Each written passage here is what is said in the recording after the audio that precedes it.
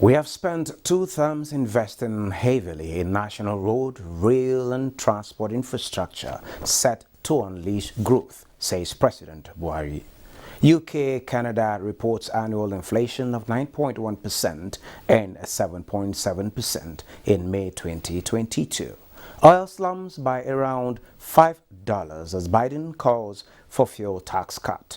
This is Business Express on a network service of the NTA, and we are reaching you from Abuja, the nation's capital. I am Benny Adams, your guide.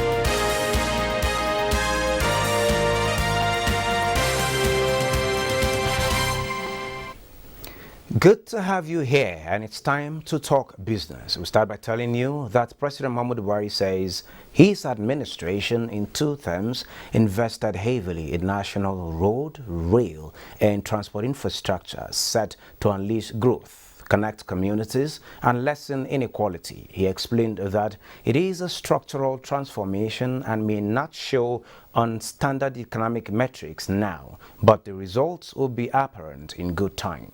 He stated this during a question and answer session with Bloomberg News. He said the whistle-blowing policy by his administration to fight corruption has resulted to hundreds of millions in stolen funds returned within Nigeria.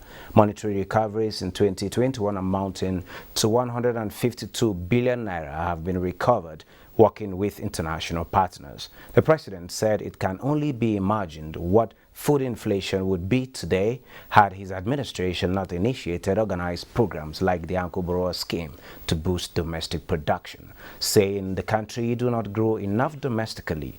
On fuel subsidy, the president said capacity is due to step up later in the year and next as private players and modular refineries come on board. He said the exchange rate is still susceptible to external shocks that can suddenly and severely affect Nigerian citizens. He said with efforts in domestic production, both in fuel and food, the inflationary threat shall be diminished. The Minister of Finance, Budget and National Planning, Zainab Ahmed, has flagged off the service-wide financial literacy in workplace on financial inclusion as a catalyst for economic development and poverty reduction. She was represented by the Permanent Secretary to the Ministry, Aliu Ahmed, who noted it was a compliance or in compliance with the National Financial Inclusion Strategy in line with the changing local and global dynamics affecting public servants. Our development partners like GIZ, who have been supporting Central Bank and the Federal Ministry of Finance. These are the major stakeholders who are involved in the program. The essence is to give financial education to the target audience, who are the civil servants, in order to be able to manage their finances appropriately.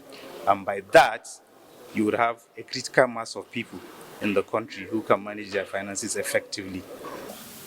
Possessing the right skills, the right knowledge about, for instance, your needs and wants, how to plan your finances, budgeting, and a list of topics that we have carefully put together in this whole package of what we call financial literacy. The process begins with the Ministry of Finance, Budget and National Planning before cascading to other MDAs with a target of reaching 12,000 employees by December 2022. The intent of the training is to build awareness and deepen knowledge of public servants about savings culture, investment and healthy practices in the workplace. After improving by 24 points, Nigeria has posted her best performance in the Open Budget Survey for Transparency among 120 countries surveyed in 2021. This was revealed at the official launch of the Open Budget Survey 2021 report in Abuja. Liakatung Babatunde picks it from here. Open Budget Survey (OBS) is the only comparable and independent measure of budget transparency, participation and oversight in the world. The 2021 survey covers 120 countries and uses a questionnaire with 145 scored indicators drawn from international good practices. Presenting the outcome of the report, Senior Program Officer of the International Budget Partnership, Sally Tolbert, said that the transparency score of Nigeria was put at 45 in the 2021 survey, a significant leap from the 21 scored in the 2019 survey, making Nigeria's performance the second highest improvement worldwide. Monthly reports that we saw released on time in this round is a really good first step in disclosing that information. There can be more done to help better link procurement data and budget data so that civil society groups can actually track procurement processes and see when they're delayed and what's happening because of that. However, Nigeria needs to maintain and accelerate progress on budget transparency and aim for a score above 61, a view policymakers share. So to be able to set up a project to stand on its own as an institution and also to have a high score. We have implemented and continue to implement. It's a work. It remains a work in progress. The strategic revenue growth initiative. So as you can see, started from SRG I1 and 0 to 2.0, and actually we're moving on now to 2.1. So it's an incremental process. Nigeria this year remains committed to all the pillars of the public finance management reform agenda, with domestic revenue mobilization at the center. In Abuja, Liakatung Babatunde. As Nigeria tries to surmount various challenges to MSMEs, which are considered the backbone of the economy, this year attention is being shifted to strengthening MSMEs owned by women. Moplang Dakok reports that this was stressed as part of activities to mark this year's United Nations MSMEs Day, organized by the Small and Medium Enterprises Development Agency, SMEDAN, in Abuja. The next 1 week is going to be full of activities to mark this year's MSMEs Day across the world. Nigeria is not going to be left out of the celebration. This year is significant as the MSME subsector is confronted with the impact of the crisis in Ukraine, COVID-19 and climate change. What each stakeholder from both the private and public sector should do to support MSMEs. We're talking about access to finance, we're talking about access to markets, we're talking about access to skills. These are the major challenges faced by MSMEs.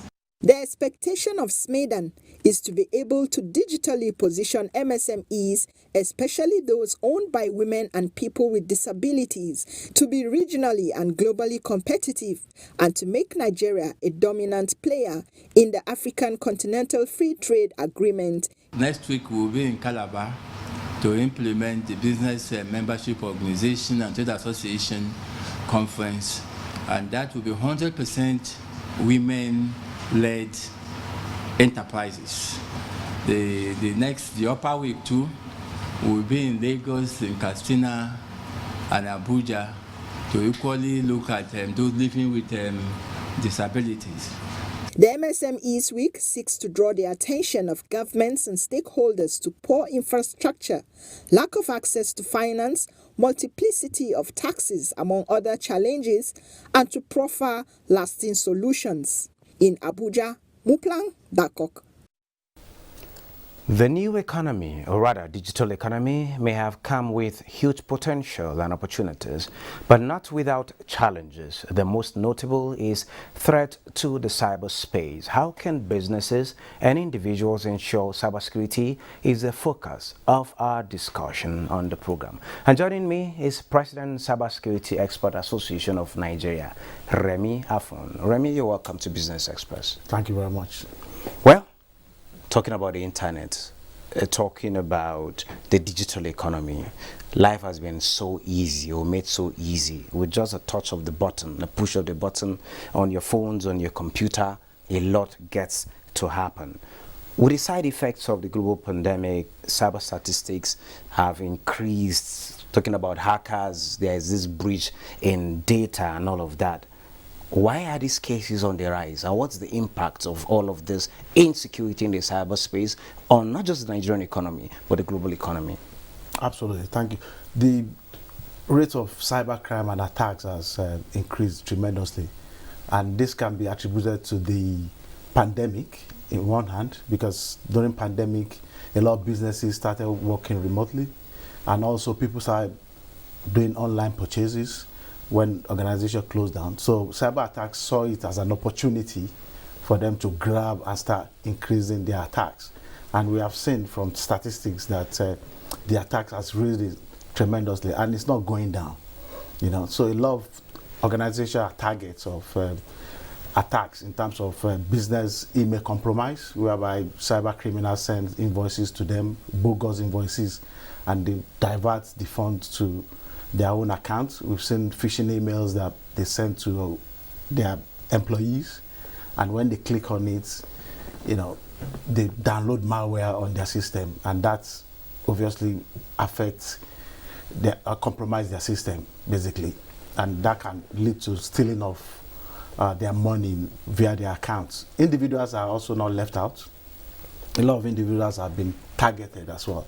So by and large, the pandemic has resulted in a lot of cyber attacks, and looking at it, it's coming at a time that the economy is trying to recover. Businesses are trying to grow beyond where they were. Here, some people are learning, moving from physical to the internet to conduct businesses. Yes, it is also common, confirming what you've said earlier on.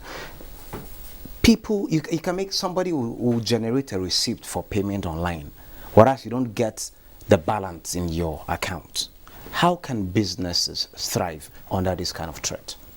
Yeah, so businesses need to be very conscious of all these attacks. They need to be aware of cyber attacks. So there's a need for cybersecurity awareness. All organizations need to have that in place so that their employees will be aware of the attacks trend.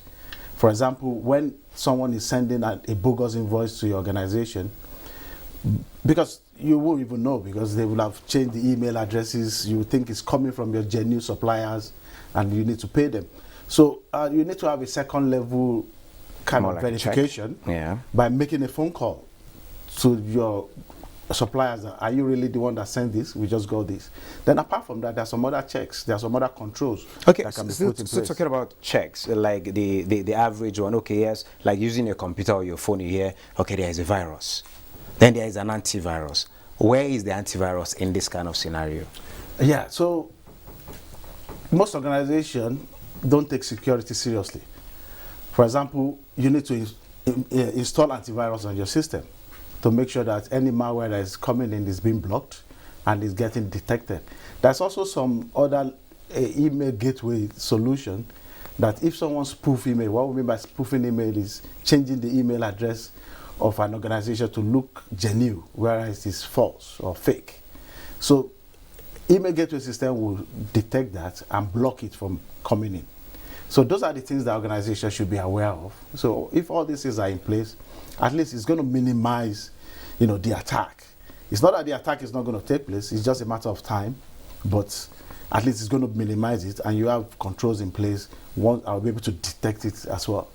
From my impression, it is capital intensive to protect your organization, to protect data and all of that, but it's also cheaper in case of an attack. Can you give suggestions on better ways to do this while minding cost or not minding cost?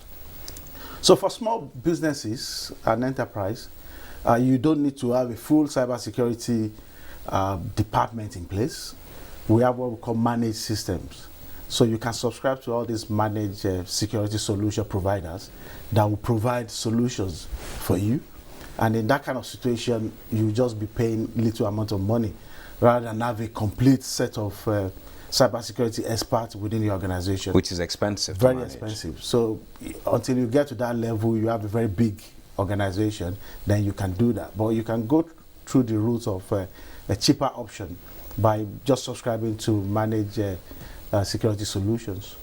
I hear you are providing part of these solutions by getting a conversation ongoing, talking about cybersecurity, an imperative for tackling insecurity in Nigeria, a theme of a conference. Can you tell us about it? Yeah, thank you very much. So the two-day conference, which is ending today, is all about the insecurity that we have in Nigeria. We've discovered that the insecurity is rising on a daily basis. There is increase in terrorism, banditry, and kidnapping, and so on and so forth. So we realized that there's a need to use technology and cybersecurity to tackle all these challenges. So the conference is all about coming up with recommendations for the government on how to use some technologies to tackle this problem. For example, artificial intelligence, talking about drones, the use of drones, lawful interception of communications, and so on and so forth. So there are so many technologies that can be deployed, and luckily, the president mentioned about in his Democracy Day that the government is stepping up in deploying all this technology to check the insecurity. Well, we have NIDA, we have the Digital Economy Ministry, particularly under Ministry of Communications. We have the NCC. Are these organizations positioned to get to the roots of this, or there should be another platform that will aggregate intelligence and the expertise, talking about the desired technology? And talking about this technology, do we have it in-house, in-country, or it's something that Nigeria can import to use to ensure it's foolproof? I believe we do have, and we still need to import. But talking about all these agencies you have mentioned, for example, NIDA, NCC, they are still under the Ministry of Communication and Digital Economy. And I believe in terms of the security, the Office of the National Security Advisor is coordinating all these. So whatever hardware that will be necessary, I believe the government will be in the best position, if we don't have it available, to be able to procure them and be able to deploy them as quickly as possible. But the solution is technology, to be honest with you, because we've got it to a stage whereby there's a need to have technology in place to checkmate all these criminals. These criminals elements, they use telephones, they sometimes use internet, they make videos, they upload it on the internet. How does this happen? When they kidnap people and make phone calls, how does it happen? All this can be captured. There must be systems to check all of Absolutely. this. Well, technology is the way to go. Thank you so very much, Remy Afon, cybersecurity expert. Thank you for sharing your thoughts with us at this particular point in time. It's my pleasure. Yeah, thanks for having me. Thank you. Stakeholders in the extractive industry from Nigeria, Ghana, and Senegal are in Abuja deliberating on issues of contract transparency, extractive resources benefit sharing, and energy transition in West Africa. It is a dialogue organized by the Nigeria extractive industry in partnership with Spaces for Change. They are stakeholders in the oil, gas, and solid minerals sector. Some are policy makers, companies, regulators, host communities, and civil society. Their mission is fourfold. It is to review beneficial ownership and assess the progress made in the sub-region to implement contract transparency, energy transition, as well as inclusion of host communities in these processes. How information and data from our reports can galvanize revenue generation, support national planning, and reduce poverty. The other issue is how implementation of the Petroleum Industry Act that has just been passed into law will be effectively deployed. With the onerous task of making natural resources benefits work for all, they agree to identifying best and inclusive practices for improving the resilience of national economies in the face of increasing commodity price volatility around the world, while preparing for the transition to a low-carbon future. Revenue from the solid mineral sector to the federation account rose by 54% in 2020, and it is rising to a reported total of 128 billion naira compared to 75 billion naira recorded in 2019. We have understood that disclosing contracts supports open, fact-based dialogue that can help build trust, reduce conflict, and reinforce a company's social license to operate. Critical questions such as what benefits are to be shared, the sharing formula, when and how these benefits are shared, sanctions for infractions, and redress mechanisms are the many questions the dialogue is providing answers to. Oil prices stumbled on Wednesday amid a push by U.S. President Joe Biden to cut taxes on fuel to cut costs for drivers amid aggravated relations between the White House and the U.S. oil industry. Reuters reports that Brent crude futures were down 4.1% at $110 a barrel, while U.S. West Texas Intermediate futures fell 4.6% to $104.44 a barrel. Earlier in the session, both contracts had shed over $6 each to hit their lowest levels since May 19. And gold prices eased on Wednesday as the dollar firmed, although bullion still traded in a narrow range as investors awaited fresh cues from top central banks on their monetary policy plans, especially from the U.S. Federal Reserve.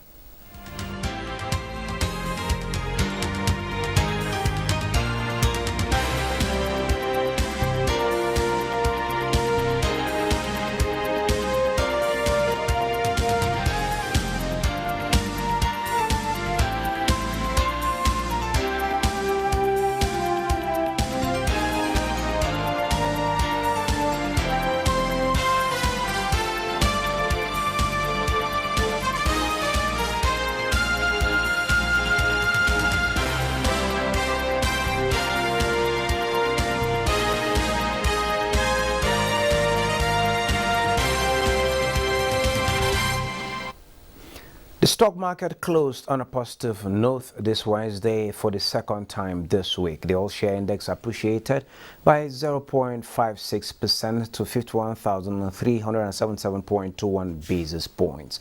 229.366 million shares, valued at 3.196 billion naira, in 4,536 deals were traded by investors. Owando, FCMB, and UBA were the top traders by volume and value. Let's now see the global stocks. World stock markets and oil prices hit the skids on Wednesday as the persistent palpitations about rising interest rates and recession struck again. European stocks fell, giving up gains made in the previous sessions. The DAX dropped 2.27%, UK's FTSE lost 1.3%, and the CAC 40 France depreciated by 1.79%. Stocks in the Asia region mostly traded lower as economic concerns continued to weigh on the market.